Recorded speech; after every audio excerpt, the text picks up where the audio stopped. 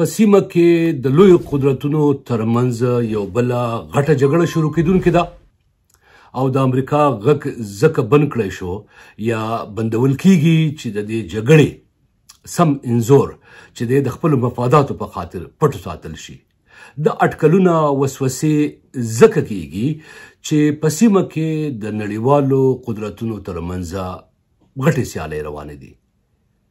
د قدرت سیالي په سیمه کې د اقتصادي جنګونو سیالي او د ترهګرو ډلو موجودګي د هغه پوښتنې دي یا هغه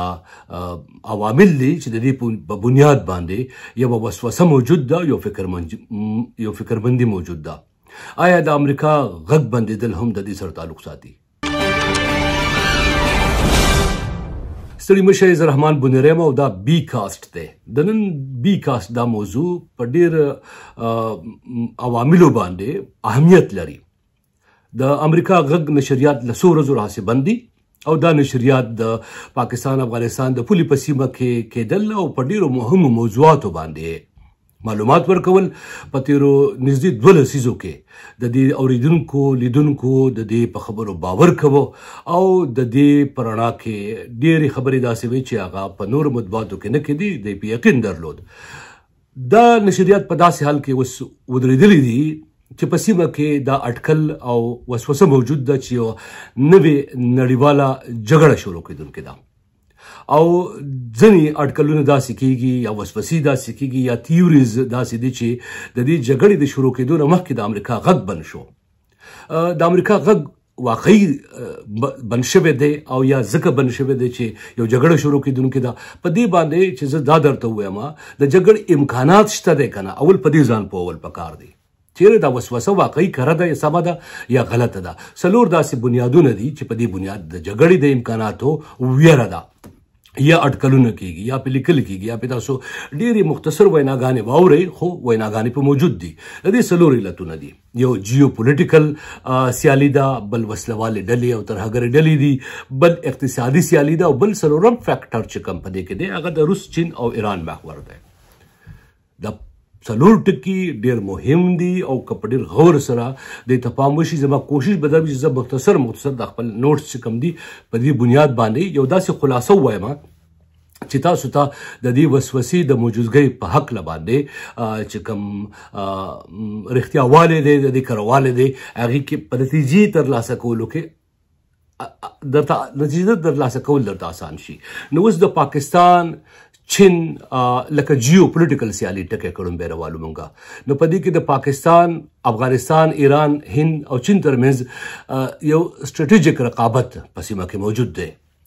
او دا سټریټیجیک رقابت چې دی دا هغه نقطه ده کوم چې د نړیوالو قدرتونو د سیالۍ محور او مرکز داسې مګرځوي. دا مهم ټکی دی. دویم دې کې که تاسو وګورئ یعنې په دې خبره کې نو د چین سی پیک کم پاکستان کې چې پروژه ده په دې کې د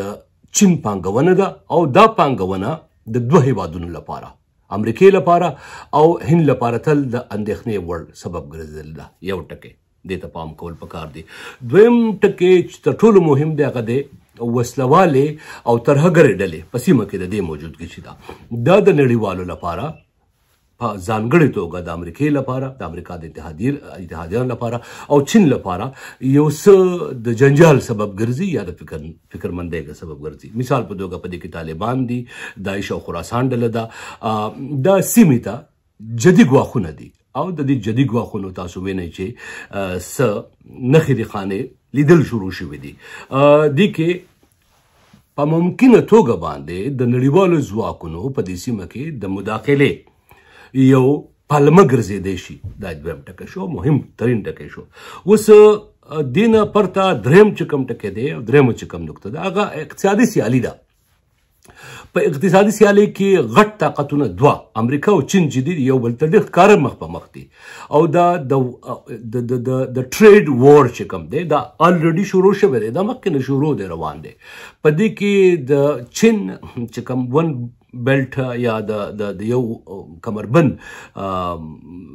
د پروژه د نړیواله په دې کې یو ځای چې هغه د پاکستان نه تېرېږي سی پیک دی دې کې د پاکستان د ننه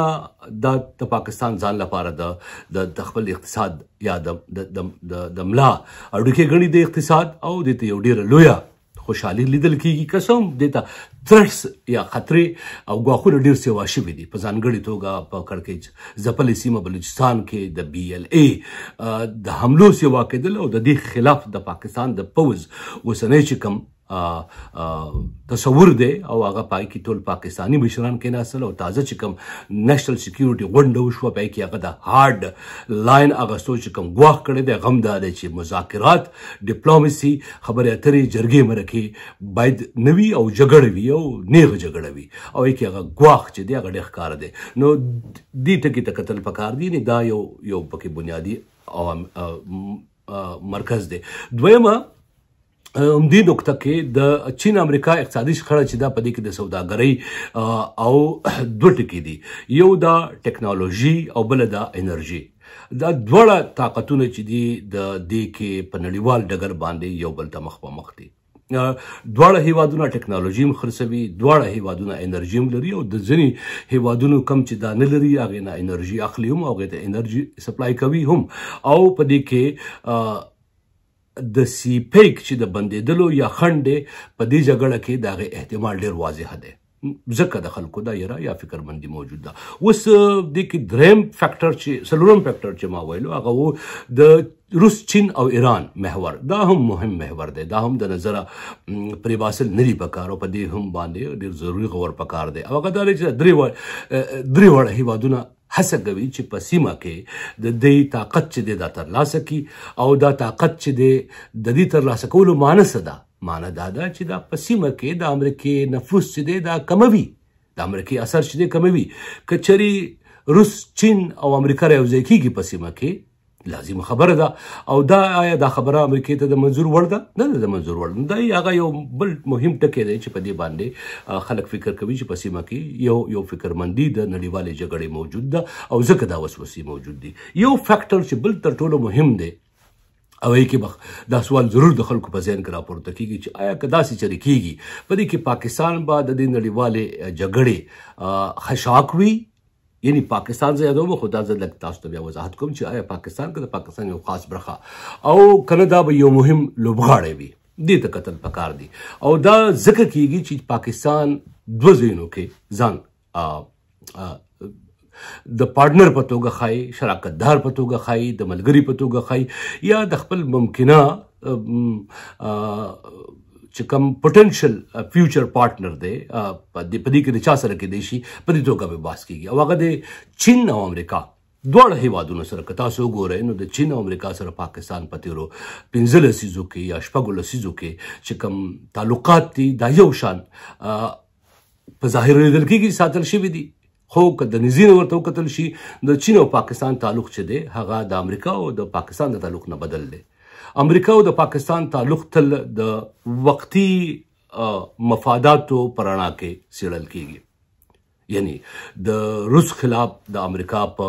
سړې جګړې په مهال په افغانستان کې د مجاهدینو کومک او د پاکستان کردار مثال په توګه یا د 9/11 وروستو په سیمه کې د امریکا او ناټو جګړه او په کې د پاکستان کردار یا د هغې نه وروسته اوس چې کوم ډلې دي پراکسیز دي یا نیابتي ډلې دي په دې کې د پاکستان کردار د امریکا تعلق داسې د پاکستان سره پاتې شوی دی پیسې ورکړي دي پیسې بندي کړي دي کار یې کړی دی کار یې نه دی کړی پیسې ورکړي دي کار یې کړی د نور کار ډیمانډ یې کړی دی وغیره وغیره البته د چین او د پاکستان تعلق نسبتا په دې بنیاد سره بدل دی دی همیشه تل دا دعوه کوي چې دا ډېر ژور دی خوږ دی او لوړ دی د هیمالایا نه لوړ دی او د سمندر د تل نه ژور دی او د شاتو نه خوږ دی او پاکستان د دې وخت په وخت مثالونه تاسو وینئ چې د دې باوجود چې د امریکا سره یو ائتلاف و خو د چین سره نزدېکیت چې دی هغه یې نو ختم کړی چین او امریکا چې دا ګوره په دې کې یو غټ جنجال چې دی هغه د سیمه کې د جنوبي سمندرګي کې د چین شپه ده امریکا د مخالفت کوي تایوان چین خپل خوره غني امریکا د مخالفت کوي داسې نور شیان دي په هغې باندې د یو احتمال جګړې موجود دی او پاکستان په دې کې دواړه طرفونه چې دي هغه تر اوسه پورې کوشش کوي چې توله وساتي خو که زه اقتصادي وابستګۍ ته راشم څنګه چې ما ذکر وکړو نو د دواړو هیوادونو سره نږدې اړیکې لري خو یو اقتصادي کومک چې کوم دی هغه چین د پاکستان کوي هغه په سود پیسې ورکوي اقتصادي پروژه چې سی پیک د پای کې انویسټمنټ کړی دی پاکستان سره امریکې د ان جی اوز د لارې کومکونه کړي دي ډېر زیات لکه د یو ایس ایډ د لارې بلها پیسې ورکېدل د دفاعي جګړې د نړیوالې اتحاد چې و د جګړې په دې کې د هغو پوځي کومک او داسې نور ځای په ځای کومکونه یا په امریکا کې چې کوم نړیوالې ادارې دي کوم ته چې آی ایم ایف ویل کېږي په دې کې چې کله پاکستان ښکېل شوی دی امریکا یې کومک کړی دی یو دا خبر ده یو اوس دې کې سټراټیژیکي ملګرتیا چې ده دا هم ډېر مهم ټکی دی دا پام کې نیول پکار دي د دواړو کې سټراټیژیکي ملګرتیا چې دا په دې کې پوځي همکارۍ دي د خپلې خاورې د کارولو اجازه ورکول یا د چین لپاره لوجستیکي ملاتړ دی خو د کې یو فیکټر چې افغانستان او هندوستان دی هغه د پاکستان لرویه چې ورته وکتل شي هغه ډېره اسانه کوي خبره چې هندوستان رقیب دی د پاکستان هندوستان ولاړ دی د امریکې سره او پاکستان د هندوستان رقیب دی هندوستان د چین رقیب دی ډېره اسانه دا خبره پاکستان او چین په دې رقابت کې ملګري دي چې کله خبر د هندوستان راشي او چې کله د چین او د پاکستان خبر راشي هندوستان الټرنیټیولی لازمه خبر دي ځان ته نړیوال ملګرتیاګانې ګوري مثال په توګه امریکا دا یو ډېر مهم ټکی و خو په دې کې کېدای څه شي که چېرې نیابتي جګړه شروع کېږي او دا مخ په مخ جګړه چې دا د دې امکانات موږ ردوو هم نو هغې کې افغانستان بلوچستان اوس چې کوم د بیلیزي ګرماوکو او کشمیر داسې ټکي دي چې په دې کې دا یو مهمه سناریو ده یا مهمه سناریو ګڼل کېږي دې کې پاکستان به لازمه خبر ده چې د خپلې خاورې دفاع چې ده د هغې ته لومړیتوب ورکوي نو د دې خاورې اوس اصلي ټکي ته راځم هغه چې د ټولې خبرې مقصد پکې واضح شي هغه دا دی چې دا لومړیتوب چې دی یا فرنټ لاین چې دی دا کوم ځای دی څنګه دی او تر کله راسې جوړ شوی دی نور دا نقطې به زه بندې کوم او دې نقطې ته به تاسو پام راوګرځوم چې دې سیناریو خو مې درته وویله چې امکان شته دی امکان ولې شته دی وسوسه ولې شته دی دغه بنیادي علتونه دي پاکستان یوه خاوره چې د پښتنو خاوره ده د پښتونخوا خاوره ده تل د جګړو لپاره د یو میدان په توګه باندې د یو مورچې په توګه باندې کارولې ده د پوله چې دی په دغه سیمه کې ورته وایي او په دې پولې خواته چې کوم پرتې علاقې دي له وزیرستانه تر باجوړه تر ژوب او چمنه پورې او پښتانه پکې پراته دي او پښتانه پکې میشت دي د پېښور ویلي د ونیسا تر چتراله پورې نو په دې کې وسلوالې ډلې پیدا کېدې اوس هم پکې موجود دي د وسلوالو ډلو خلاف جګړه کېده وسلوالې ډلې نه ختمې دي اوس بیا را پیدا شوي دي اوس پکې د بلوچستان فیکټر ډېر مهم شوی دی نو کله چې دا خبره کېږي چې پاکستان به د دې جګړې خشاک وي که لوبغاړی به وي دواړو خبرو کې یو خبره چې دا هغه اکثره خلک نه کوي هغه دا دی چې پاکستان کله هم د خشاک په توګه ځان کارولو ته نه دی پرېښی د اټک نه پورې غاړې ته پاکستان یادوم هغه تل محفوظ پاتې شوی دی تل په امن کې پاتې شوی دی تل پکې اقتصادي پروژې روانې ساتل شوي دي او تل پکې خوشحالۍ وي او سوکالۍ وي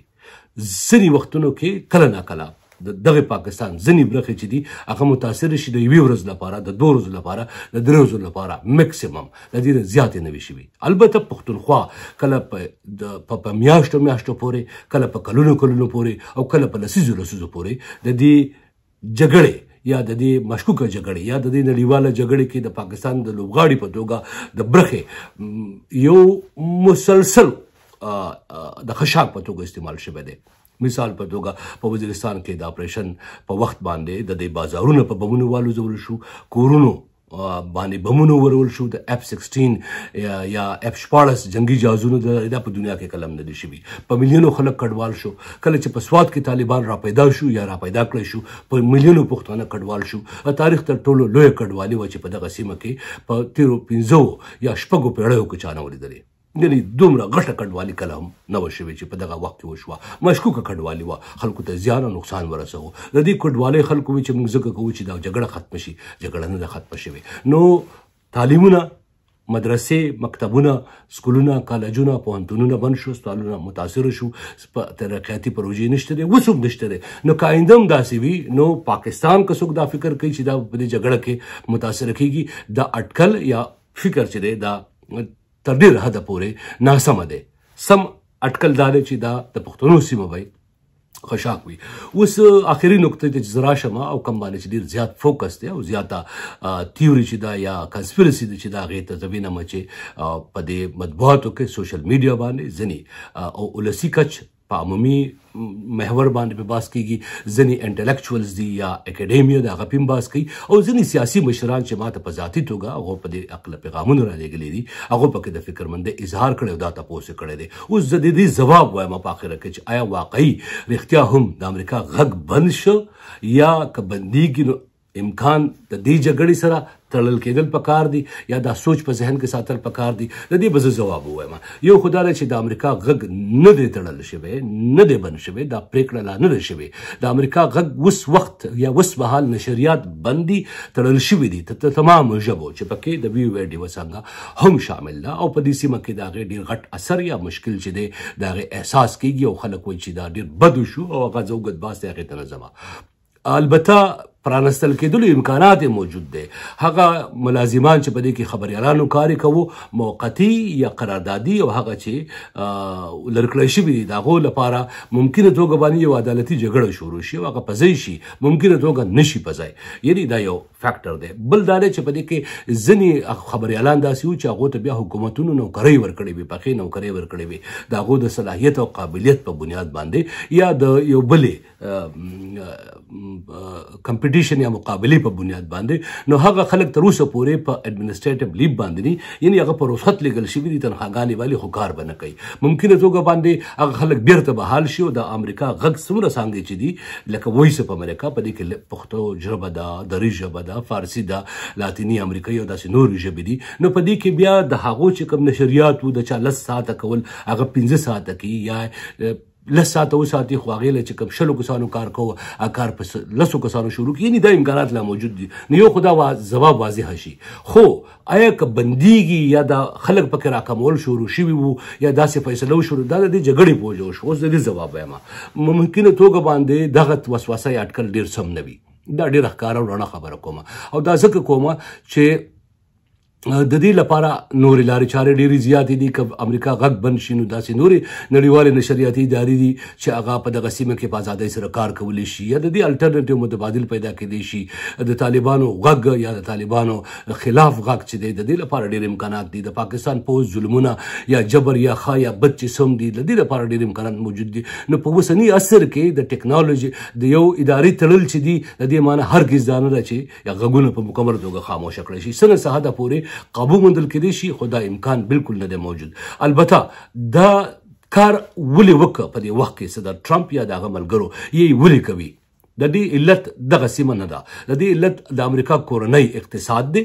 د امریکا صدر په صدارتي انتخاباتو کې ښاغلی ټرمپ خپل ولس ته دا ویل چې دی که په واک کې راغی دی به د امریکا کورنۍ اقتصاد سموي او نړیوالې چې کومې پیسې امریکا خرچه کوي دا به بندوي د دې اعلان یې ډېر مخکې کړی و او په نړیوالو جګړو کې چې کومې پیسې خرچه کېږي مثال په توګه په ناټو کې په اوکراین کې په منځني ختیځ کې وغیره وغیره دا به راکموي تاسو وګورئ یو اس ایډ ته یې پنګې بندې کړې په پوځي دفاعي بجټ کې د کمولو اراده لري د امریکا یو شمېر نورې ادارې چې د صحت محکمه پکې شامل ده د تعلیم محکمه پکې شامل ده داسې نورې محکمې پکې شامل دي د دې نه مخکې پای کې نوکرۍ چې دي هغه برخاست کړې وې خلکو ته بودیجه کمه کړې وه دغه شانتې د امریکا غږ په هکله هم چې کله هغو خپل 2 نمایندګان وټاکل یو د وایس اف امریکا ډایرکټر او بل د یو اس AGM مشر نو هغه ویلي چې په دې اداره کې څه حده پورې هغه دا فکر کوي چې د امریکا پنګې د امریکا د ټکس ورکوونکو پیسې چې دي غلطي کارول کېږي او د دې تحقیقات پکار دي د هغو سره د خپل دلایل دي هغه دلایل هغه ویلي دي او هغه وایي چې په دې کې موږ کمښت کوو یا یې سموو. نو دا د امریکا د صدر ټرمپ د هغې تګلارې برخه ده کوم چې هغه په نورو ادارو کې هم کوي او په دې دا اداره هم چونکې دې ته د کانګرس د منظورۍ نه امریکي حکومت پیسې ورکولې او د امریکا حکومت چې کومې پیسې ګټي هغه د امریکا د ولس چې کومې ټکسونه دي د هغې نه پیدا کوي او دوی وایي چې د امریکا ولس نه غواړي چې د هغو د ټکس پیسې چې دي هغه غلط استعمال شي. که څه هم د دې فیصله نه ده شوې چې د امریکا غږ کې یا په یو اس ای جی ایم کې دا پیسې غلطي استعمالې دي د هغو ځینې تورونه شته دی. هغه وایي چې دې پیسو کې بې دریغه په نړیوالو دغو ته ورکول کېدی وایرس چې ورته وایي یعنې خبري ادارې یا جانسونه چې ورته وایي لکه رایټرز دی او اے پی دی وغیره وغیره هغو ته یې په میلیونو ډالرو ورکولې د هغو نه خبرونه اخیستل خبرونه په داسې شکل کې چې په تاسو ته معلومه ده د اوږد باس دی خو خبرونه اخیستل چې دي د نړیوالو وایرس دا ضروري وي د بغیر کار ممکن نه وي خو هغو دا فکر کوي چې دا غلط استعمالي دی باید دا نه وي اخیستل شوی. هغه وایي چې په ځینې ځایونو کې داسې بلډینګونه اخیستي وو داسې ودانۍ جوړ کړي وو داسې سټوډیوګانې جوړ کړي وو داسې خلک یې برتې کړي چې د هغې ضرورت نه یا غلط برته شي دا د هغو دریځ دی او په دې باندې تحقیقات روان دي په دې باندې هغه وایي چې موږ پلټنې کوو که دا سمې ثابت شوي په مکمله توګه د تړلو لا غږ نه دی کړی یعنې څه رڼا امکان شته دی خو بیا به پای کې کمی کېږي او د دې لپاره دی یو دماغ غستې ده. په امریکا کې په خپله د یو غټه فکرمندي په ځینې برخو کې موجود ده هغه دا وایي چې امریکا غږ په نړیوال ډګر باندې د امریکا د باندنیو چارو تګلاره چې ده په دې کې یو لوی کومک کړی دی او په دې کې یو لویه برخه روبولې ده. هغه چې هر څه دي خو ډیوا د دې په بنیاد باندې نه ده تړل شوې یا به تړل کېږي که چېرې په مکمله توګه تړل کېږي چې هغه په سیمه کې د چین امریکا رقابت دی وسلوالې جګړې دي یا دغلته اقتصادي سیالۍ دي او رقابتونه دي او د دې په بنیاد باندې یو نوې جګړه شروع کېدونکې ده ځکه وایس اف امریکا یا د امریکا غږ وتړل شو چې په دغه سیمه کې د دې جګړې احتمالي خبرونه چې دي هغه په سیمه کې هغه ولس ته ونه رسول شي کوم چې د دې نه تر ټولو زیات اغېزمن کېدونکی دی یا اغېزمن کېدی شي او دغه ولس چې دی افغان ولس دی پښتون ولس دی د پښتونخوا د لر بر افغانستان ولس دی داسې بالکل نه ده د دې امکان چې دی دا وسوسه چې ده سمه نه ده. البته د جګړې امکان موجود دی البته د جګړې د احتمال چې دی تاسو ته ما څنګه وویل چې په سیمه کې څلور توکي چې دي د جیو پولیټیکل سیالي وسلوالې او ډلې او ترهګري اقتصادي سیالي د روس چین او ایران محور دا هغه محورونه دي یا دا هغه ټکي دي چې په احتمالي توګه باندې د څه نه څه شکل کې یو جګړه چې دا شروع کېدی شي او آخري پای ټکي که زه ووایم داسې جګړې پخوا هم شوې وې کله چې د ټرومن ډاکټراین وروستو د مارشل پلان لاندې امریکا د اروپا ملګرتیا کول شروع کړل د اروپا ملګرتیا کول شروع کړل د په مقابل کې یو اس اس آر چې دی یا سوویت یونین چې دی هغې د وارسا پالیسي جوړه کړه او بیا د دویمې نړیوالې جګړې وروستو د کیپیټالیزم او سوشلیزم جګړه چې وه هغه دومره لویه شوه چې په کوریا کې په ویتنام کې په افغانستان کې پراکسیز پیدا شو او بیا دغه پراکسیز د لارې سړه جګړه چې وه په افغانستان کې د روس په د راتګ نه وروستو امریکې په د مجاهدینو کومک شروع کړ ځکه چې رقیب یې و سوشلیست روس او د سوشلیست روس خلاف چې دی د ټرومن ډاکټراین وروستو د سوشلیزم خلاف چې کومه پالیسي وه هغې ښکاره غټ دغه چې و کوم کومک هغه پاکستان د لارې د مجاهدینو سره کېده او هلته اخر چې روس ماتې وخوړه دغه شان امکان د چین امریکې یا نورو طاقتونو ترمنځ هم ممکن دی موجود دی. نننی بی کاسټ مې هم په دې کوو چې تاسو ته یو د سیمې دا منظر ستاسو په وړاندې کېږدم یو نقشه اسانه نقشه په وړاندې کېږدم تاسو ته به خپله نتیجه ترلاسه کوئ. د رحمان بونیري یوټیوب به ژوندی وي هغه خبرونه چې تر اوسه پورې په سیمه کې ډېر مهم وو ډېر ضرورت یې لرو ما پرې بحثونه نه دي کړي خو په راتلونکو بي کاسټونو کې به په هغې باندې بحث کوم خبر او په خبر نظر په بي کاسټ کې تر تاسو به درسوم کوشش به مو دا وي چې ستاسو رایې پرې واخلم تاسو پرې کمنټ وکړئ ما ته ووایئ چې دغه ځای پکې سم و دا پکې نور سیوا کول پکار دي یا په دې باندې زیات بحث کول پکار دي. دا بي کاسټ دی زه رحمان بونیری خپل خیال ساتئ.